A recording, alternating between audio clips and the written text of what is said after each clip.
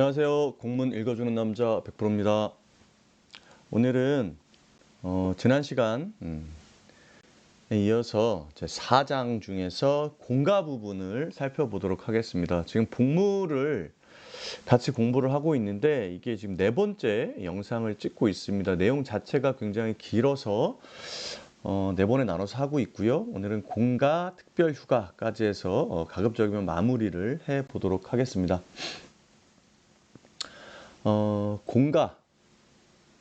공가의 사유가 되는 것들은 이제 많지는 않아요. 근데 우리가 알아둘 필요는 있겠죠.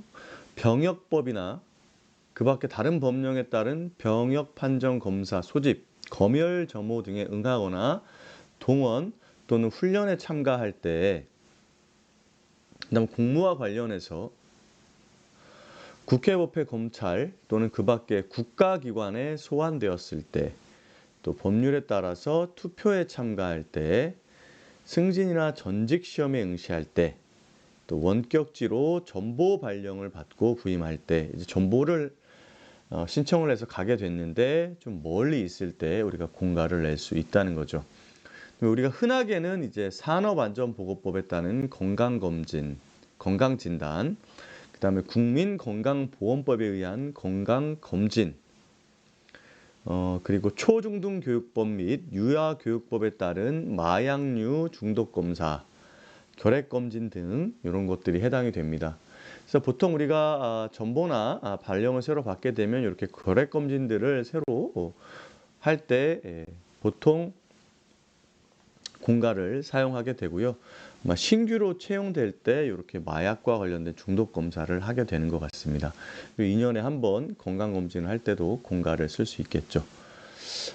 그리고 이제 헌혈에 참여할 때, 그다음에 외국어 능력 시험에 관한 시험에 응시할 때, 올림픽, 전국체전 등 국가적 행사에 참가할 때, 천재지변, 교통차단 또는 그 밖의 사유로 출근이 불가능할 때,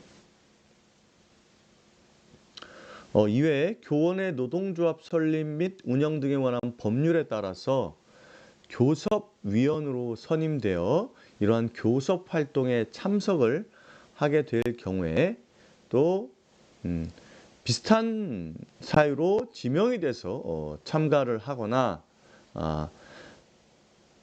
대의원회에 참석할 때, 이때 교원의 노동조합 설립 및 운영 등에 관한 법률과 관련돼서도 가능하고요.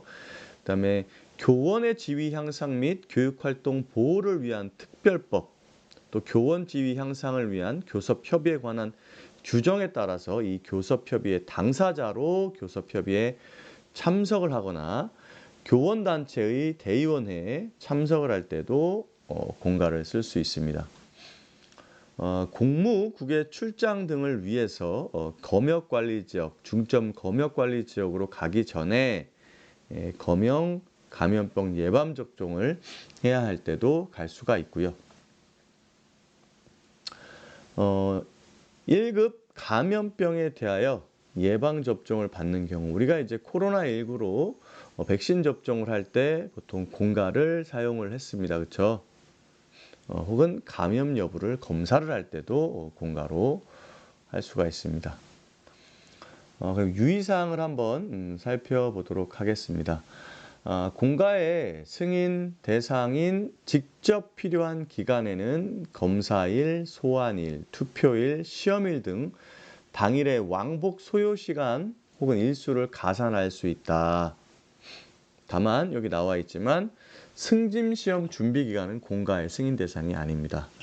또 원격 지간, 전보, 이사 등에 소요되는 최소한의 일수를 포함하되 부임일에 다음 정상 근무일까지 사용할 수 있다. 그래서 여기 별 표시가 좀 나와 있는데요.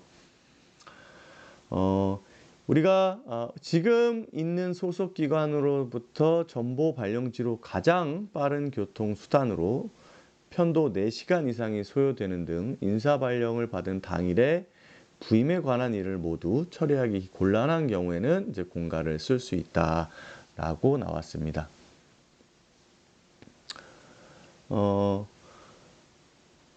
건강보험법에서 확진검사, 그리고 결핵검진의 확진검사는 공가 대상이 아니다라고 나와 있네요. 그죠? 행사 참가는 학교장이 선수, 심판 등 공가 활용이 불가피하다고 인정되는 경우에 하나고요. 공무원 노조 활동과 관련하여 공가 처리를 할 수 없는 경우도 또 있네요. 여기 부분도 한번 살펴보겠습니다. 되지 않는 경우 첫 번째를 보면 이렇게 사진 촬영, 참관 등을 위해 참석하거나 사무 처리를 위해서 동행하는 민원. 위에서는 이제 교섭이나 협의 당사자가 됐을 경우인데 그러지 않은 경우, 그다음에 자체 규약에 의해서 뭐 총회나 대의원의 조합 연수, 조합 행사, 설명회 이런 거에 참석하는 경우도 안 된다. 또 공무원 노조법에 의한 근거 없이 최소 설립 단위의 정부 교섭 대표 및 각급 기관과의 협의를 위해 참석하는 경우, 그러니까 이 법의 근거에서 갈 때를 제외하고는 가능하지 않다라는 거죠. 그다음 1급 감염병에 대한 예방 접종을 받는 경우 공가 부여 기준을 보면 1급 법정 감염병에 한정하며 인플루엔자 등 일반 독감 예방 접종은 미해당한다. 그리고 접촉 기관으로서의 이동 복귀 시간, 또 접종 소요 시간 등 예방 접종에 직접 필요한 시간만큼만 부여해야 된다라고 나와 있습니다. 자, 여기 지금 이제 이 복무의 휴가 부분에는 Q&A가 굉장히 많이 나와 있는데요. 한번 보겠습니다. 공가의 사례. 국가기술자격법에 의한 기술자격 취득자의 경우 자격의 유지를 위한 개별 법령에 따른 보수교육에 대하여는 공가 처리된다. 우리가 자격을 따고 어떤 자격증 같은 경우는 뭐 2년에 한 번 뭐 연수를 이수해야 된다 이런 것들이 있을 수 있잖아요. 그런 경우에는 이제 가능하다는 거고요. 다만 공무원 임용 시 국가기술자격법 기타 개별 법령에 의한 자격 취득이 공무원 임용 요건으로 의무화된 경우에는 교육 파견 절차에 따라서 처리를 해라. 이 공무원을 임용할 때 이게 있었어야 되는 경우에는 파견 처리도 가능하다라는 거죠. 자, 구속된 경우 위에서 이제 우리 징계 때도 보긴 했었는데 구속된 경우에는 기소 전까지는 공가 처리를 해야 된다. 왜냐하면 이제 유죄 판결이 날 때까지는 무죄로 추정되는 헌법 정신을 감안하고 불기소, 기소유예 등의 경우에 대비해서 이렇게 하는 거고, 다만 직위해제 또는 징계 요구 등 인사 조치를 신속히 취해 가지고 공가 기간을 최소화시켜야 된다. 이거 위에서 한번 우리가 다뤘습니다. 사례 3. 징계, 소청, 행정 소송 등에 있어서 업무 담당 공무원의 출석은 출장 처리를 하고요. 당사자 및 참고인은 공가 처리를 합니다. 이제 담당 공무원은 출장 처리, 당사자 참고인은 공가 처리. 다만 그 내용이 공직 신분과 무관한 사항은 연가를 사용해야 한다. 이렇게 나와 있네요. 사례 4. 민사도 소송의 당사자로 출석할 땐 연가를 사용해야 된다. 방금 위에서 나왔었는데 직무와 관련이 없을 때는. 근데 업무상 관련이 있는 공무원이 당사자일 경우에는 공가 처리를 해라. 또 관련 있는 공무원이 참고인, 증인 또는 감정인으로 출석 요구에 응할 때도 공가 처리를 할 수 있다. 다만 여기서 제일 중요한 건 뭐예요? 업무상 관련이 이렇게 있어야 된다는 거죠. 자, 5번째, 교원이 국가대표로서 올림픽 대회에 출전을 하게 될 경우에 출전하기 위한 합숙 훈련 및 출전 기간에 필요한 기간은 공가 처리. 그렇죠. 교원이 이제 국가대표로 올림픽에 출전하게 될 경우 합숙 훈련, 출전 기간은 공가 처리를 해라. 건강검진 시 공가를 신청할 수 있죠. 근데 검진 후에 확진검사는 공가 가능합니까? 아까 우리 봤었는데 확진검사는 결핵검사도 그렇고 건강검진도 그렇고 아니었습니다. 그래서 여기 나온 것처럼 건강진단, 건강검진, 마약류 중독검사, 결핵검진은 최초에는 공가 사용이 가능해요. 다만 수검 의무가 없는 재검진, 2차 검진, 확진검사 등은 공가 사유에 해당되지 않습니다.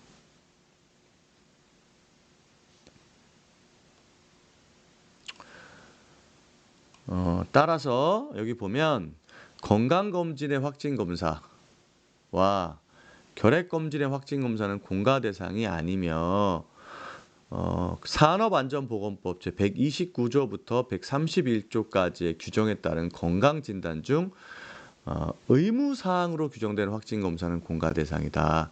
그러니까 이 법에 이 확진검사 자체가 의무로 되어 있을 경우에만 공가를 사용할 수 있다는 거죠. 자, 예방접종 시 공가 사용이 되는지 교원 휴가에 관한 예규 제13호에 따르면 우리가 아까 배웠지만 제1급 감염병에 대하여는 1급 감염병에 대하여는 예방접종을 받는 경우에도 공가 대상이 됩니다. 또 우리가 공무국에 출장을 가는데 검역 관리지역, 중점관리지역으로 가기 전에 이 검역 감염병의 예방접종을 할 때도 공가가 된다고 그랬어요. 이 두 개는 우리가 된다 그랬고요. 인플루엔자 등 일반 독감 예방접종은 되지 않는다라고 얘기했습니다. 이때는 이동 복귀 시간, 접종 소요 시간 등 필요한 시간만큼 부여를 해라라고 나와 있었고요. 마지막 사례 8. 중앙행정기관 동호인 대회에 선수로 참석할 경우 공가 처리하고 동호인 대회 업무 담당자의 경우는 출석 처리를 한다. 근데 여기 때는 기관의 대표로 나간다는 성격이 있는 거예요. 그러니까 이거는 직무로 봐야 되는 거죠. 근데 부처별 동호인 대회에 참석할 경우에는 연가 처리를 한다. 부처별로 그냥 동호인 대회를 할 때는 연가 처리를 좀 차이가 있죠. 중앙행정기관과 부처별 동호인 대회. 이거는 이제 개인적으로 보겠다는 거죠.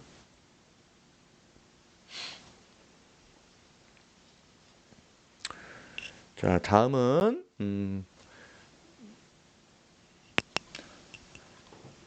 주요 특별휴가와 관련된 부분을 살펴보도록 하겠습니다. 여기 이제 요약된 게 한 장으로 쫙 나와 있네요, 그렇죠? 그래서 경조사 휴가, 여기에는 결혼, 출산, 사망, 입양이 있고요. 출산 휴가, 이거 우리가 배웠었던 거죠. 출산 전후는 90일이고 쌍생아 이상일 때는 120일. 그래서 여기는 45일, 요게 좀 포인트죠. 60일 이상을 확보해야 된다라고 되어 있죠. 자, 임신 중 유산 휴가 같은 경우는 10일, 30일, 60일, 90일 임신 기간에 따라 다르다고 나와 있는데 뒤에 한번 보겠습니다. 그다음에 배우자 유산 휴가, 이건 남편이, 그리고 난임 치료 시술 휴가, 여성 보건 휴가. 여기는 무급이라는 게 좀 기억을 해둬야 될 것 같고요. 모성 보호 시간, 육아 시간, 수업 휴가, 재해 구호 휴가, 가족 돌봄 휴가, 임신 검진 휴가, 교육활동 보호를 위한 특별 휴가, 이렇게 지금 11가지가 나와 있습니다. 이 11가지. 요거는 나중에 선생님들께서 표로 이제 뽑아가지고 놓고서 보시면 좋을 것 같아요. 먼저 경조사 휴가를 살펴보도록 하겠습니다. 경조사 휴가.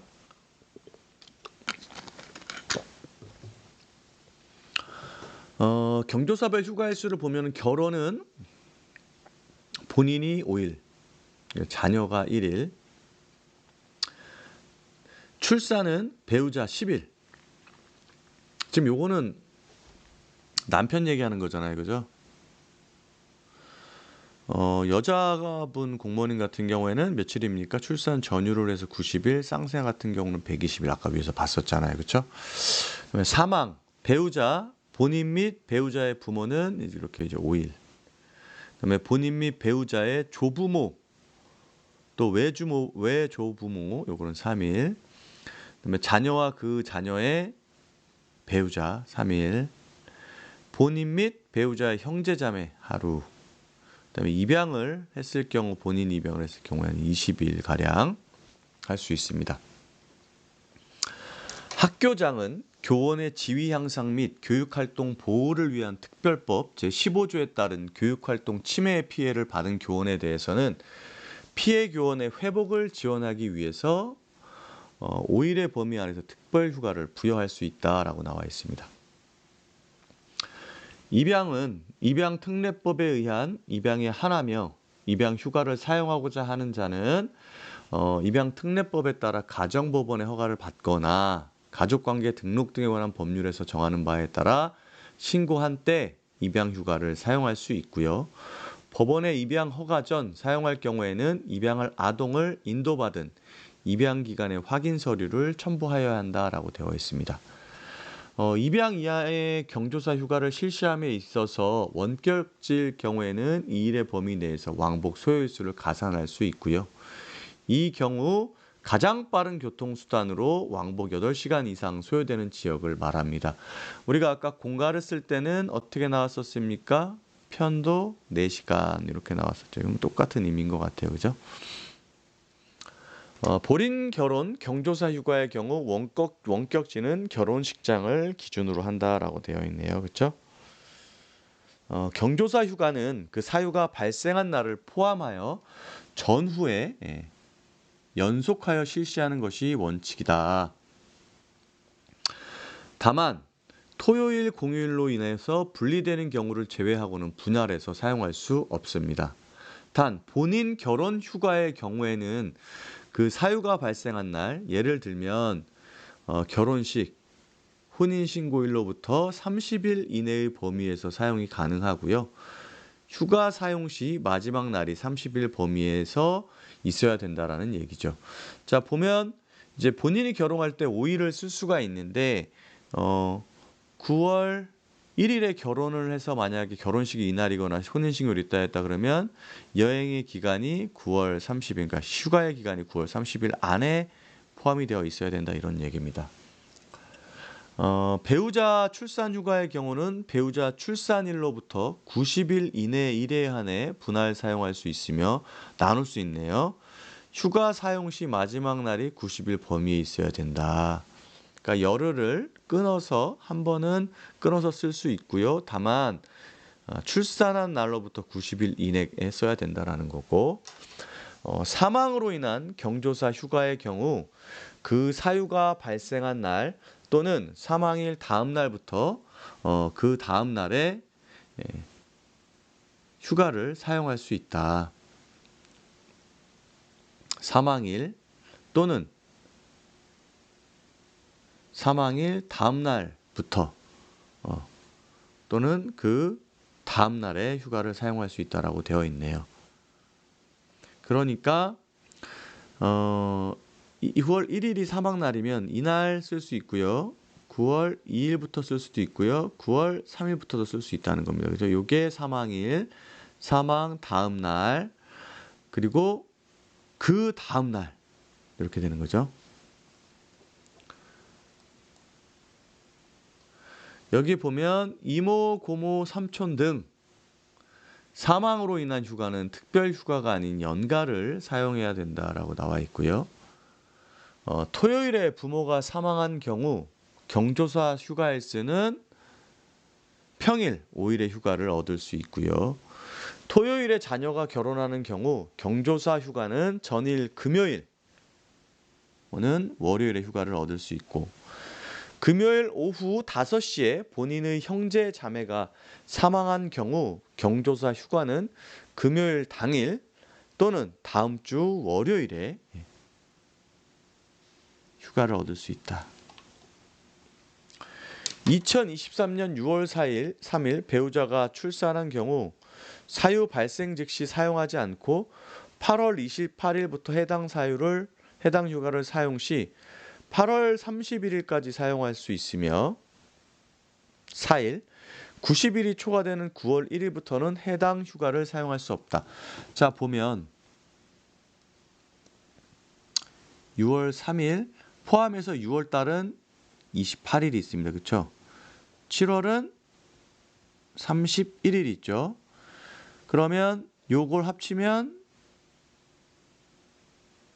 59일이 됩니다. 근데 28일부터 쓰겠대요. 그럼 27일까지 더해보면 얘는 86일이 나옵니다. 즉 90일 이내에 포함이 되니까 이 사람이 쓸 수 있는 건 최대 며칠? 4일이 되는 겁니다. 그래서 출산을 하고 우리가 최대 10일을 쓸 수 있는데 출산일 기준 10일, 90일 이내에 포함이 돼야 되니까 지금 이 얘기를 하고 있는 거예요. 사례 6.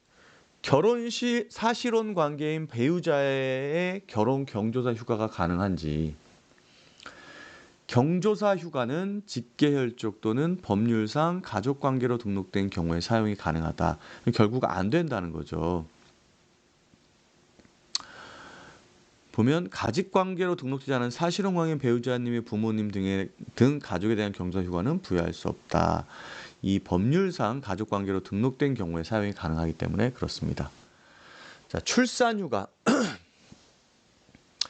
임신하거나 출산한 교원에 대하여 출산 전과 후를 통하여 90일의 출산휴가를 승인해야 하며 출산의 휴가기간이 145일 이상이 되게 해야 되고 쌍생아의 경우는 120일까지 출산휴가를 승인할 수 있으며 출산 후의 휴가기간이 60일 이상 있어야 된다라는 거죠. 휴가기간의 배치는 진단서에 의한 출산 예정일을 기준으로 하되 조산의 우려 등 특별한 경우는 예외를 인정해야 되고요. 휴직 중이 아닌 공무원의 경우 출산일에 출근하여 출산휴가를 온전히 사용하지 못한 경우 출산일 다음 날부터 90일의 출산휴가를 사용할 수도 있다라는 겁니다. 출산일 전에 육아휴직 등 휴직 중인 경우에는 실제 출산일에 맞추어 복직을 한 후 출산휴가를 신청하는 것이 바람직하다. 왜냐하면 얘는 휴가기 때문에 휴가의 개념이기 때문에 휴직이라면 이 휴직을 종료하는 것들을 서류를 제출해서 해서 복직을 하고 동시에 같은 날 휴직을 신청하면 되는데 휴가라는 것은 근무를 전제로 하고 있기 때문에 그런 겁니다. 밑에 예를 보면 육아휴직 중인 여성 공무원이 출산휴가 사용을 위해 출산 예정일에 맞춰 미리 복직 신청을 하였음. 그러나 출산 예정일보다 일찍 9월 7일에 하게 되었음에도 불구하고 이에 따른 복직 신청을 변경하지 않아 인사부서에서는 20년 9월 14일부로 해당 여성 공무원에 대한 복직과 동시에 출산휴가 처리를 완료하였음. 하지만 출산휴가는 실제 출산일로부터 90일까지 사용할 수 있으므로 해당 여성 공무원은 총 83일의 출산휴가만 사용하게 됨. 그럼 이 9월 7일부터 9월 14일은 뭐로 잡히는 거예요? 요거 육아휴직으로 잡히는 거죠. 전에 우리가 그 휴직 공부할 때 이 육아휴직과 출산휴가를 동시에 쓸 때는 요 날짜를 잘 맞춰서 복직에 관련해서 이제 기관장에 얘기를 해놔야 된다. 그렇지 않으면 이게 소급해서 적용이 되지 않기 때문에 휴가를 까먹게 되는 거죠. 행정기관의 장은 임신 중인 공무원이 다음 중 어느 하나에 해당하는 사유로 출산휴가를 신청하는 경우에는 출산 전 어느 때라도 최장 44일의 범위에서 출산휴가를 나누어 사용할 수 있도록 하여야 한다. 우리가 45일 이상 남겨둬야 되니까 언제냐? 임신 중인 공무원이 유산, 사산의 경험이 있는 경우, 또 40세 이상인 경우, 조산, 유산, 사산의 위험이 있다는 진단서를 제출한 경우에는 출산 전 어느 때라도 44일 범위에서 출산휴가를 나누어 사용할 수 있다는 거죠. 근데 이렇지 않더라도 사실은 이렇지 않더라도 45일만 남겨두면 뭐 쓸 수는 있겠죠. 임신 중 유산, 사산한 공무원이 신청하는 때에는 유산 사산휴가를 주어야 한다. 다만 인공 임신 중절 수술은 부여하지 않는다.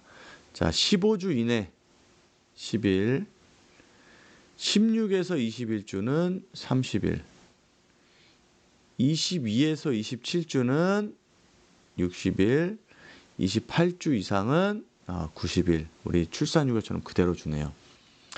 1주는 7일이므로 임신 106일부터 147일까지 30일, 임신 148일부터 189일까지는 60일, 임신 190일 이후는 90일. 이렇게 지금 이제 날짜로도 알려주는 거죠. 다만 요것도 임신과 마찬가지로 유산사산한 날부터 기산하므로 요 날 후 일정 기간에서 청구하면 그 기간만큼 휴가 가용일수가 단축된다. 결국에는 늦게 시작하면 뭐는 안 된다. 소급 적용은 되지 않는다. 이렇게 이해하시면 될 것 같습니다. 그러니까 15, 16, 21, 22, 27, 28 이렇게 되네요. 그죠? 10, 30, 60, 90. 배우자가 임신하거나 사산한 경우 3일의 배우자 유산 사산 휴가를 줘야 된다. 그렇죠. 돌봐줘야 되겠죠. 배우자의 임신 기간에 따라 부여된 유산 사산 휴가 기간 중에 사용해야 하고요. 1회에 하나여 분할 사용이 가능합니다. 15주 이내인 경우에는 10일 이내에 3일을 써야 되고요. 16에서 20일 때는 30일 내에 3일을 사용해야 되는 거죠. 그다음에 뭐 22에서 27주에는 이제 60일 이내에, 28에서 이상은 90일 이내에서 해야 되는 거겠죠. 출산 및 유산사산 휴가는 산모의 건강을 고려하여 일정 기간 휴가를 부여하는 것이며 아래의 경우에는 일반 병가를 허가할 수 있다. 예를 들면 임신 중 심한 입덧이나 부작용 등으로 안정이 필요한 경우, 이때는 산모의 건강 및 수업 등을 고려해서 출산 예정일 전후를 통하여 출산 휴가를 하도록 지도하고요. 이제 사례 1을 한번 보겠습니다. 임신 기간이 10주였던 교사가 유산을 했어요. 2월 17일에.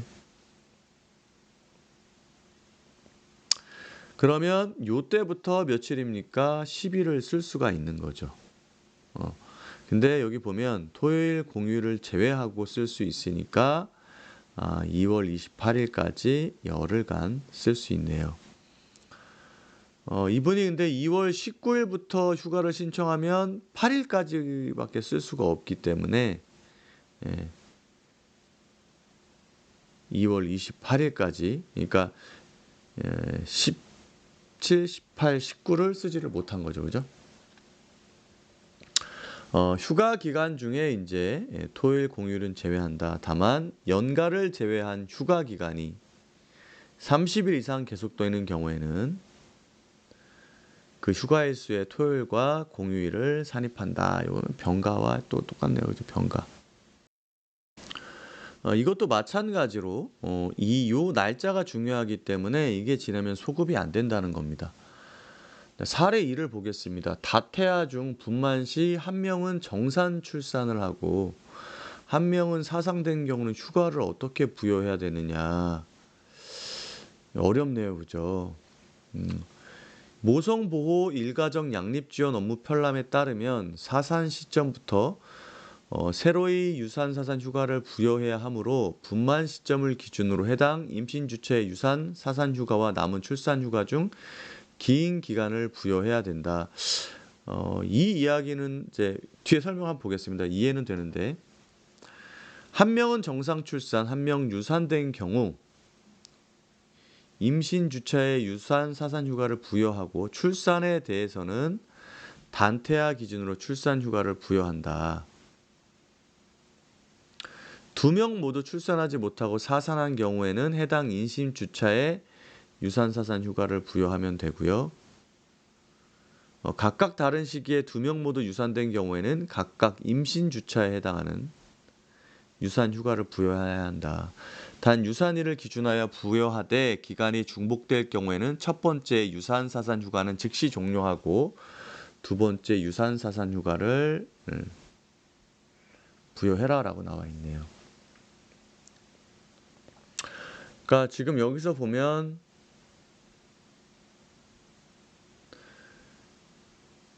사실 그 출산 중에서 했기 때문에 요때는 휴가가 90 일일 거예요. 그죠?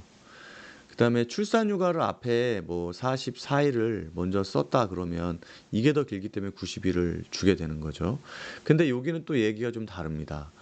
한 명은 정상 출산, 한 명이 유산된 경우에는 여기는 그대로 90일의 휴가를 부여하고, 출산에 대해서는 단태아 기준으로 출산 휴가를 부여하면 합치면 180일을 줄 수 있다. 이렇게 된다는 거죠.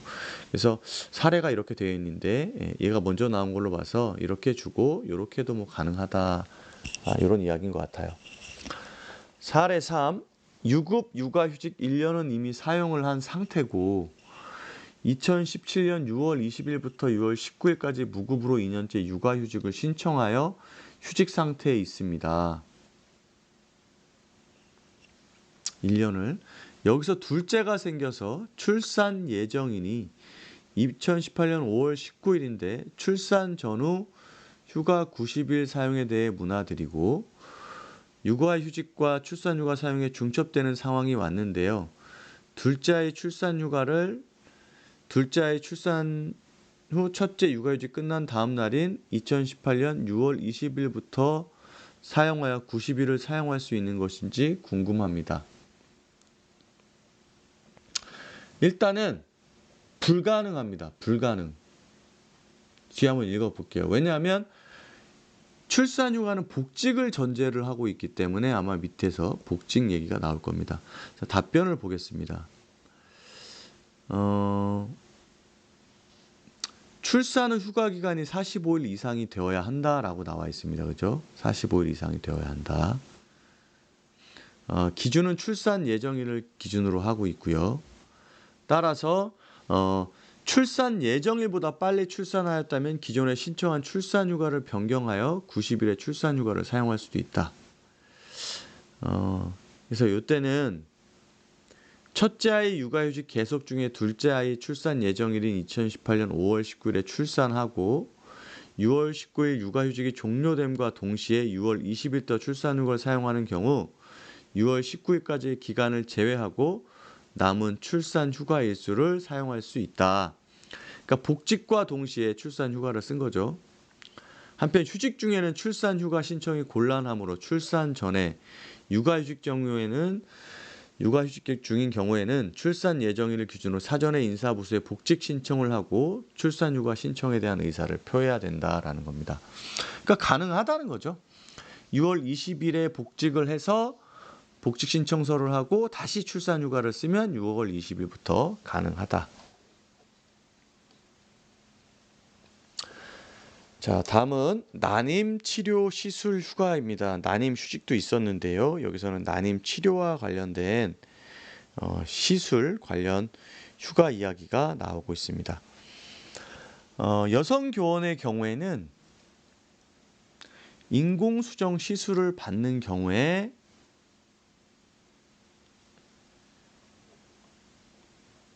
가능한 거죠. 시술을 할 때마다 총 2일의 휴가를 부여받을 수 있고요. 당일은 반드시 포함하고 나머지 1일은 시술 전날이나 시술 후 2일 이내 또는 인공수정 시술을 위하여 반드시 수반되는 병원 진료일 중에서 선택할 수 있다라고 나와 있습니다.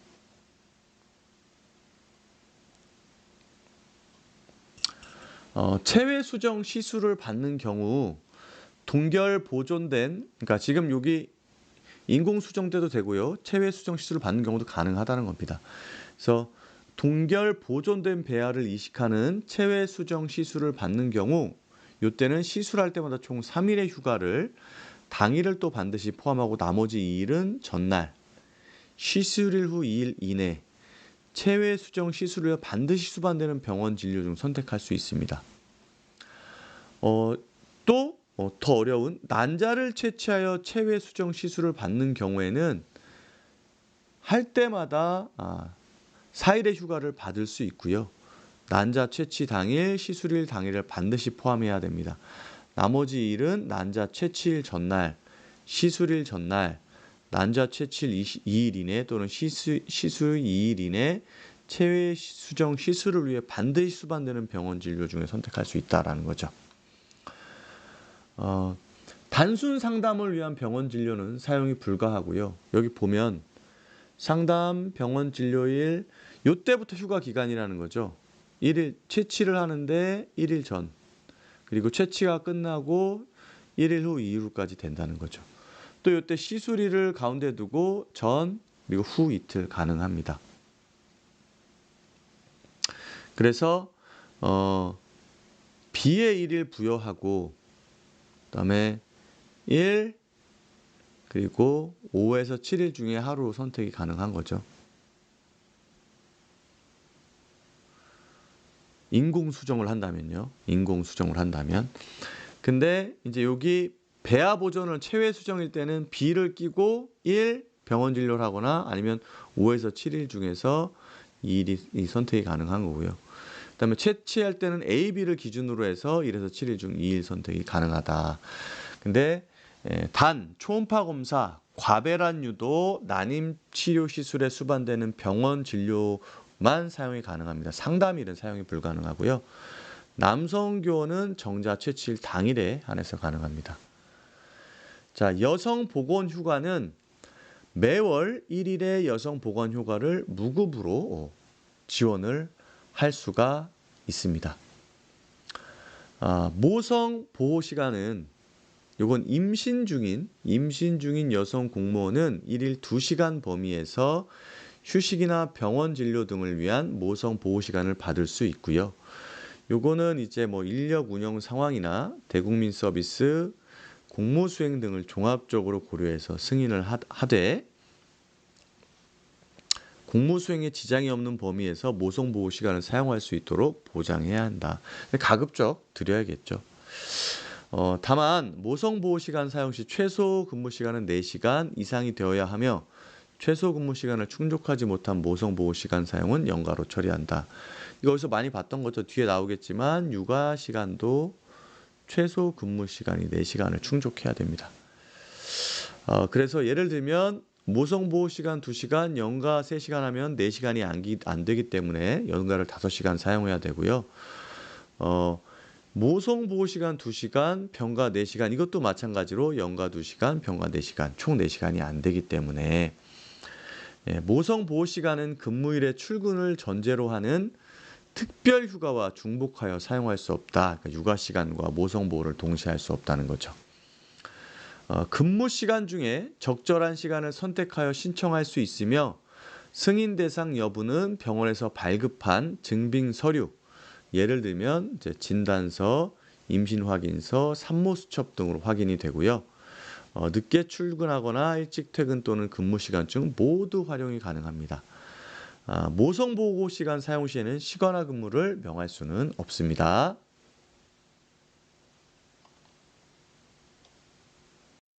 다음은 육아 시간인데요. 육아 시간은 만 5세 이하의 자녀를 가진 공무원이 24개월 범위에서 1일 2시간의 육아 시간을 받을 수 있는 겁니다. 근데 여기서 얘기하는 24개월이 2년을 의미하는 것은 아니에요. 그러니까 하루씩 써서 이렇게 24개월까지 계산이 되면 종료가 된다라는 거고요. 만 5세의 기준은 이렇게 나와 있습니다. 생후 72개월 이전까지의 기간. 그래서 우리가 만 5세가 되면 60개월이 되면 5세인데 여기서 72개월 이전까지는 5세로 볼 수 있잖아요. 그래서 만 5세는 72개월 이내까지로 보시면 되는 것 같습니다. 그래서 이것도 마찬가지로 학교장이 학교의 인력 운영 상황이나 민원 업무 처리 등 공무 수행에 지장이 없는 범위에서 육아 시간을 사용할 수 있도록 보장해야 된다라고 나와 있습니다. 육아 시간도 이 모성 보호 시간과 마찬가지로 최소 4시간 이상이 되어야 사용할 수 있고요. 4시간이 되지 않으면 연가로 처리를 해야 됩니다. 이 예시는 모성 보호 시간에서 나왔기 때문에 얘가 똑같죠. 넘어가도록 하겠습니다. 육아 시간 사용 시 24개월은 다음과 같이 산정을 한다. 월 단위 이상 연속하여 사용한 경우에는 해당 개월을 사용한 걸로 본다. 뭐 예를 들면 뭐 4월 1일부터 5월 30일까지 하면 2개월 사용한 것으로 보면 되고요. 2월 28일인 경우 30일이 되지 않더라도 1개월을 사용한 것으로 보면 됩니다. 그리고 월 단위 이상 연속하여 사용하지 않는 경우에는 사용 일수를 합산해서 20일마다 1개월 사용한 것으로 본다. 예를 들면 4월 달에 이렇게 하면 14일 썼죠. 그리고 5월 달까지 쓰면은 20일을 썼어요. 그럼 이때 4월 2일부터 5월 28일까지 기간을 사용한 것을 1개월로 본다. 그럼 이분은 이제 자녀가 23개월이 남아 있는 거죠. 이런 식으로 사용을 한다 그러면 굉장히 이제 길게 쓸 수가 있죠. 자녀가 만 6세에 달한 날에 남아있는 육아 시간은 당연히 소멸되고요. 5세 이하의 자녀가 2명 있는 경우에는, 2명 이상인 경우에는 자녀 1인당 각각 사용할 수 있어요. 그런데 이렇게는 안 됩니다. 동일한 날 중복해서 사용할 수 없다. 그럼 4시간을 쓰게 되잖아요. 그렇게는 안 되는 거예요. 마찬가지로 이 모성 보호 시간과도 중복하여 사용할 수 없습니다. 근무 시간 중에 적절한 시간을 선택해서 신청할 수 있고요. 승인 대상 여부는 병원의 출생증명서 또는 주민등록 등본을 확인해서 나이스상에 이제 자녀 정보를 등록한 후에 신청이 가능합니다. 요것 같은 경우는 늦게 출근하거나 일찍 퇴근 또는 근무 시간 중 모두 사용이 가능합니다. 국가공무원 복무규정의 개정에 따른 경과 조치. 그래서 예전에는 이제 막 하루를 써도 막 한 달로 치고 그런 경우가 있었거든요. 근데 지금은 아까 말씀드린 것처럼 20일마다 1개월을 사용한 걸로 본다. 이것만 기억을 해주시면 될 것 같습니다.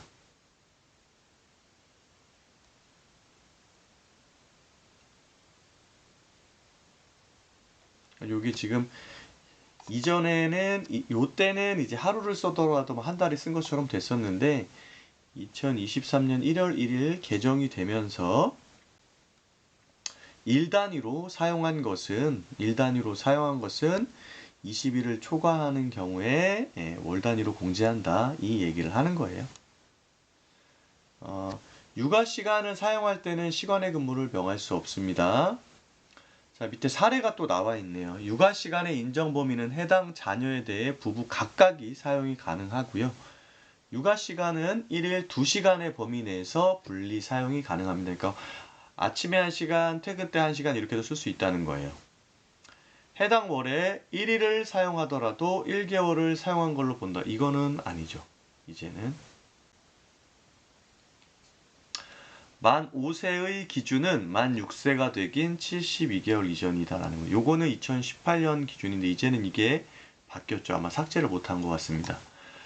육아 시간 사용에 있어 학교장 권한 남용인가? 육아 시간은 앞에서 말씀드렸지만 학사 운영, 인력 운영, 그리고 이제 개인 고유의 사무, 민원 이런 것들을 다 고려해서 학교장이 승인을 하는데 가급적 보장해라라고 나와 있습니다. 그죠? 육아 시간 사용 시 시간의 근무를 명할 수 없다. 이건 뭐 당연한 거죠. 예를 들면 여기 이제 교사 B가 7월 26일 날 17시부터 18시까지 1시간 사용하고 퇴근하였대요. 근데 긴급하다는 업무가 이제 긴급한 것이 발생이 돼서 사무실에 복귀하여 9시부터 11시까지 시간의 근무를 하였다. 하지만 육아 시간 사용일 때에는 시간의 근무를 명할 수 없으므로 육아 시간을 연가로 변경하였다. 이때는 연가로 변경을 한 후에 시간외를 쓰라는 거죠. 자, 이렇게 해서 육아 시간을 마치고요. 자, 수업 휴가는 뭐냐면 한국방송통신대학교에서 출석 수업에 참석하기 위할 때인데 이게 아무 때나 막 쓰는 게 아니라 연가를 모두 다 쓰고 나서 출석 수업 시간에 대한 수업 휴가를 승인받을 수 있다는 거예요. 그러니까 그전에는 출석을 해야 될 경우는 연가를 사용하라는 거죠.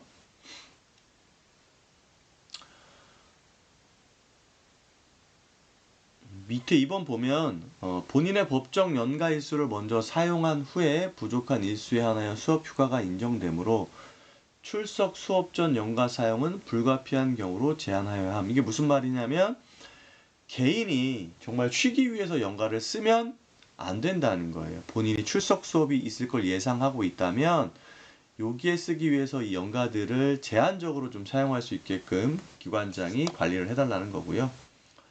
다음 재해 구호 휴가를 좀 보겠습니다.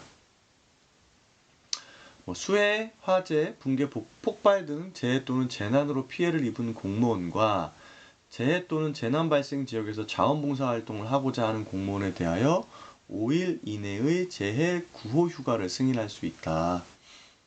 또 재난 및 안전관리기본법 제14조 제1항에 따라서 대규모 재난으로 피해를 받은 공무원에 대해 소속 행정기관회장이 인정하는 경우에 10일 이내에 재해 구호 휴가를 또 받을 수 있습니다.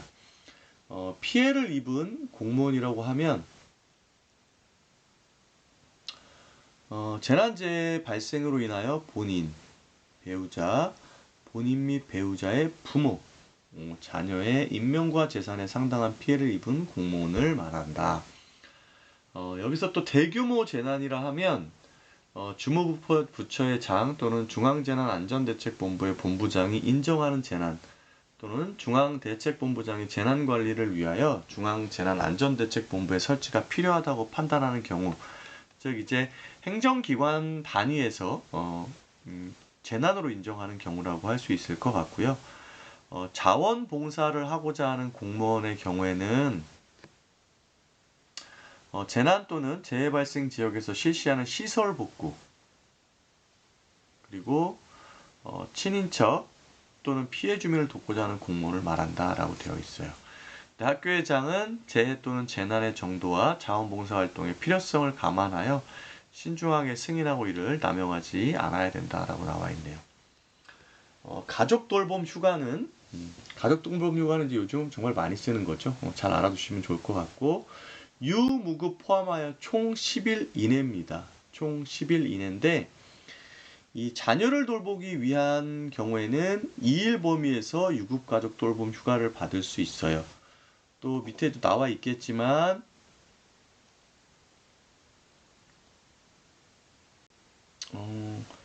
이 지금 두 자녀 2명 이상인 경우에는 3일을 받을 수 있습니다. 이렇게 밑에 거 좀 다시 자세히 볼게요. 그 다음에 영유아 보육법에 따라 어떨 때 쓸 수 있냐면 어린이집이 이 휴업, 휴원, 휴교 그 밖에 이에 준하는 사유로 손자녀를 돌봐야 하는 경우인데요. 요거는 이제 뭐 감염병이나 재난 등으로 인한 개학 연기, 온라인 수업 등으로 돌봄이 필요한 경우고요. 이 유치원이나 어린이집의 방학 이런 것들은 포함이 되지 않습니다. 자녀 또는 손자녀가 다니는 어린이집의 공식 행사 또는 교사와의 상담을 하는 경우 이때도 가능하죠. 근데 이때는 보통 가정통신문을 이렇게 증빙자료로 제출을 하고요. 그 다음에 미성년자 또는 장애인인 자녀, 손자녀의 병원 진료. 그러니까 우리 병원 진료는 다 해당이 되는 겁니다. 또 건강검진도 해당이 되고요. 질병, 사고, 노령 등의 사유로 조부모, 외조부모, 부모, 배우자, 자녀, 손자녀를 돌봐야 하는 경우인데 질병, 사고 등으로 병원에 입원하거나 가정 등에서 돌봄이 필요한 경우 등입니다. 자녀를 돌보기 위해 이 1호의 각 요건에 해당하는 공무원은 연간 2일 이내에서 유급가족 돌봄 휴가를 받을 수 있습니다. 자녀 1인당 2일의 유급가족 돌봄 휴가 부여되는 것은 아니다 밑에서 봤지만 두 자녀 이상일 경우에는 3일이었어요. 그래서 제 1의 제 4호의 경우에는 사호가 이제 질병이나 이런 것들로 돌봐야 하는 경우에는 미성년자나 장애인인 자녀를 돌보는 경우에만 유급 휴가를 부여할 수 있고요. 자녀가 2명 이상인 경우 또는 1명이라고 하더라도 장애인이거나 공무원이 한부모 가족지원법에 의한 엄마나 아빠일 경우에는 1일을 가산하여 총 3일을 받을 수 있다. 그래서 미성년자인 아이가 2명 이상인 경우, 또 장애인 자녀인 경우, 또 한부모 가정일 경우에는 3일을 받게 된다. 3명도 3일이겠죠, 그죠? 학교장은 유급 가족 돌봄 휴가 승인 시 관련 증빙 서류를 확인해야 되는데, 이제 이 휴원, 휴교와 관련돼서는 이 온라인 수업을 증빙할 수 있는 서류, 학부모 알림장, 가정통신문 등을 하면 되고요.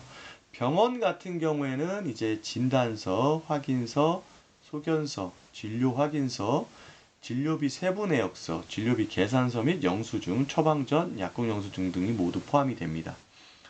또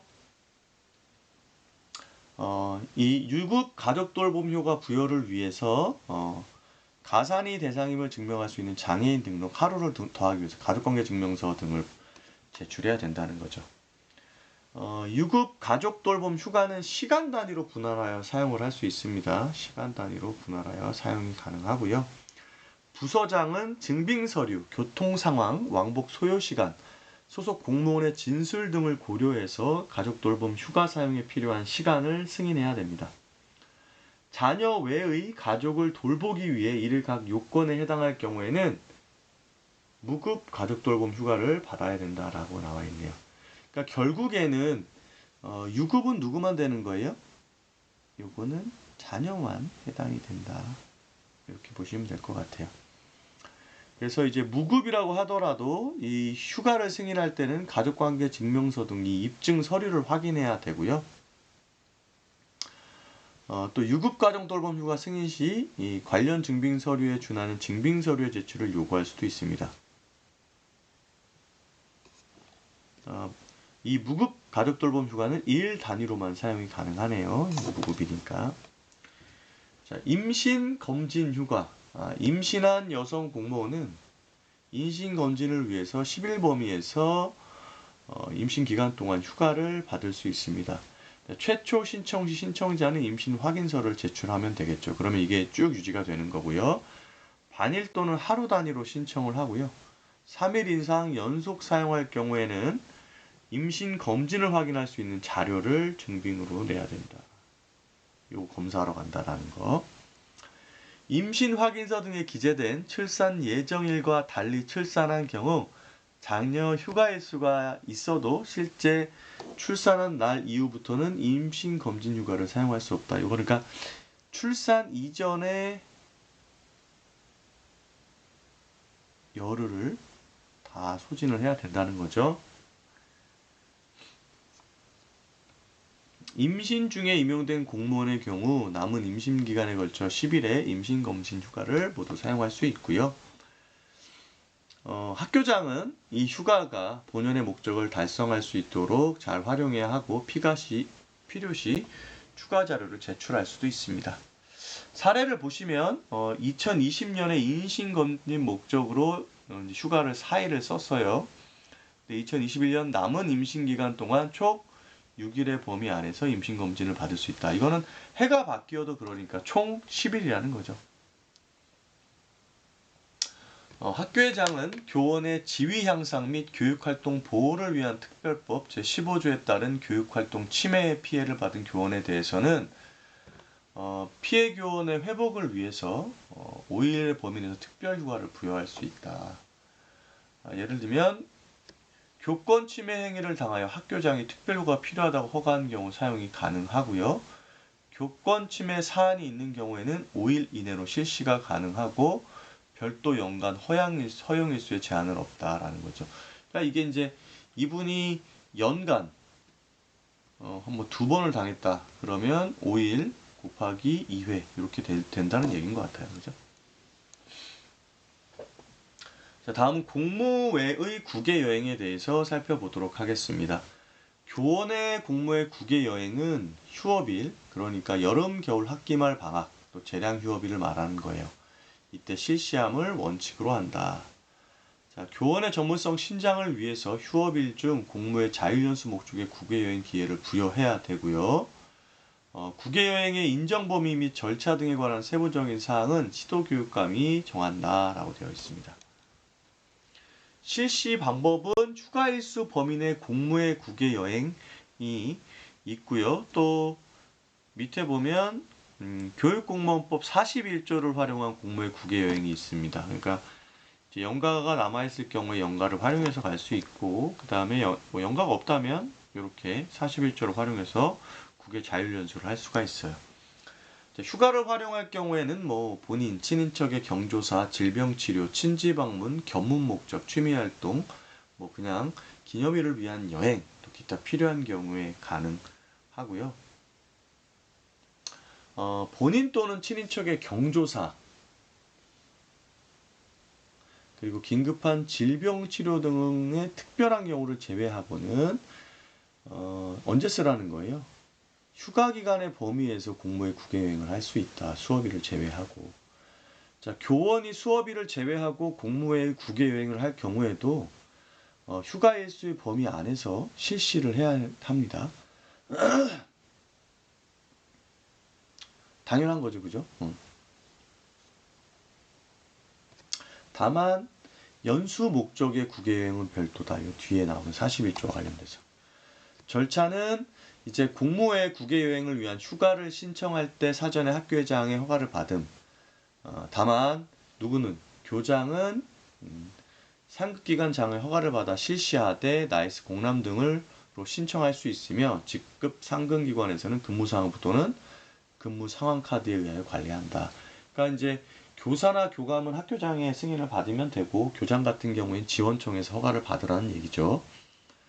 연가의 경우에는 본인의 법정 연가 일수 안에서 필요한 기간 허가할 수가 있다라고 나와 있네요. 자, 그 다음에 두 번째로 갈 수 있는 방법이 뭡니까? 교육공무원법 제41조를 활용한 공무회 국외 연수인데요. 여행인데 국외 자율 여행의 경우에는 국외 자율 연수의 인정 범위를 좀 보면 각종 교직단체가 주관하는 국외 현장 연수, 해외 교육기관의 초청에 의한 연수, 현지 어학연수 과정에 등록 수강한 경우 국외 현지에서 교수학습 자료 등을 수집할 때 이게 이제 가장 편안하게 이제 많이 쓰시는 거죠. 그래서 연수를 가거나 초청을 받거나 어학연수를 가거나 교수학습 자료를 받거나 그래서 수업일을 제외하고 실시하되 학교 교육에 지장이 없는 범위 내에서 이제 자율연수 계획서를 작성하면 됩니다. 이게 아마 A4 한쪽 정도로 되어 있는 걸로 알고 있어요. 그리고 나이스 상신을 올리고 확인 및 승인을 받고 연수를 실시하면 됩니다. 개인별 국외 자율연수 계획서를 제출할 때는 제출자, 희망국, 기간, 목적, 계획, 성과, 연수 중 연락처 또는 연락 방법 등을 기재를 하면 되고요. 나이스의 복무를 상신할 때는 교육공무원법 41조 연수, 그 다음에 사유는 국외 자율연수로 하면 되고요. 국외 자율연수 계획서를 나이스 상신 시 첨부 파일에 탑재를 하시면 되겠습니다. 학교장의 연수 계획서 확인 및 승인, 요 이제 탑재를 하면 승인을 하고요. 연수를 실시하면 됩니다. 유의사항을 좀 보겠습니다. 휴가일수 범위 내에서 공무회 국외여행은 기존과 동일하고요. 국외 자율연수와 관련된 경비 지원은 없습니다. 국외 자율연수는 교원연수, 연구실적 학점화 대상이 아니고 자율연수니까 국외 자율연수 기간은 법정 연가 일수와 별도 처리하며 학교 교육에 지장이 없는 휴업일에 실시하여야 합니다. 아까도 나왔었죠. 현지의 규범, 관습 등을 지켜 교원으로서 품위를 유지하여 건전한 여행문화 풍토 조성 만들어야 하고요. 국외여행 관련 민폐와 관폐 등을 금지하고 친지 방문, 견문 목적 단순한 해외여행은 연가 범위 내에서 실시를 하는 게 좋을 것 같고요. 학기 중에 병가, 특별휴가 등 사실과 다른 휴가를 신청하여 공무회 국외여행을 실시하지 않도록 해야 합니다. 또 교육공무원법 41조에 의한 국외 자율연수의 인정 범위, 예를 들면 학습자료 수집에 속하는 경우 연가만을 사용하도록 하는 업무 처리는 지양해라. 즉, 너 해외여행 가니까 연가로 해. 이렇게 하는 것들은 안 된다라는 거예요. 관련 법규 및 본 지침에 규정하지 아니한 사항은 학교장 책임하에 합리적으로 실시하면 됩니다. 자, 공무회 국외여행 신청 시 연가 및 41조 연수 사용과 관련된 이 지침이 있었네요. 공문이. 교원의 공무회 국외여행은 휴업일에 실시를 하는 것을 원칙으로 하고요. 연가일수 범위 내에서 공무회 목적으로 국외여행을 할 때는 불필요한 규제를 할 수 없으며 여권 발급 등에 필요한 지원을 하여야 하고, 교원의 전문성 신장을 위한 교육공무원 41조에 의한 국외 자율연수 기회를 최대한 부여함으로써 자질 향상에 기여를 해야 된다라고 나와 있습니다. 교육공무원법 41조에 의한 국외 자율연수 인정 범위에 속하는 경우에는 연가만을 사용하도록 하는 업무 처리를 지양해라. 그래서 친지방문 10일, 국외 자율연수 10일 할 경우에는 연가 신청을 친지방문 때는 연가 신청을 하고 동시에 국외 자율연수 승인 절차를 취할 수 있으며, 국외 자율연수를 할 때는 계획서를 제출해서 첨부를 해야 되겠죠. 복무상신이 이제 나와 있네요. 복무상신. 그리고 계획서까지 이렇게 쭉 나와 있는데, 복무상신을 보면 기본적으로 근무 시간을 토대로 상신을 하고요. 출국 시간과 귀국 시간 감안하여 목적지 안에 여행 기간을 변기하십시오. 출국 시간부터 귀국 시간까지 단절 없이 시간을 설정하되 출발일 혹은 귀국일의 시간 설정은 근무 시간에 따라 다릅니다. 정상 근무 이후 출국하는 경우에는 복무는 다음날 00시부터 복무를 상신하면 돼요. 자, 요때 입국하여 출근하여 근무할 경우, 그럼 이제 연가를 8월 2일 요렇게 올리고, 연가일수는 2일과 3일로 입력 수정하여 올릴 경우 나이스가 토요일과 공휴일은 자동으로 연가일수 제외하지만 평일은 1분이라도 걸쳐 있으면 1일로 산정하여 연가를 4일로 자동을 반영하기 때문에, 이럴 경우 복무에서 연가를 2일로 차감이 된다. 그래서 이럴 때는 수정하여 다시 받아야 되는데 00시부터 24시로 연가 2일을 상신을 하고요. 목적지란에 태국 요렇게 실제 시간은 여기에다가 나타나도록 표시하면 된다라는 겁니다. 근무 시간 전에 귀국하여 근무하는 경우는 전일 24시까지 복무를 상신을 하고요. 귀국일이 휴업일로 근무하지 않는 경우에는 귀국일 17시까지 복무를 상신하면 됩니다.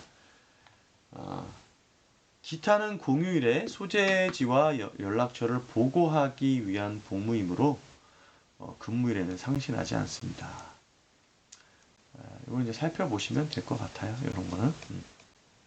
이게 이제 계획서인데 한쪽 짜리입니다. 그래서 보면 이제 소속과 자기 인적사항을 기록을 하고, 연수 주제, 희망국, 기간, 연수의 목적, 그리고 세부 일정, 기대되는 효과를 작성해서 이 한 쪽을 휴가를 신청할 때 첨부해서 올리면 된다는 겁니다.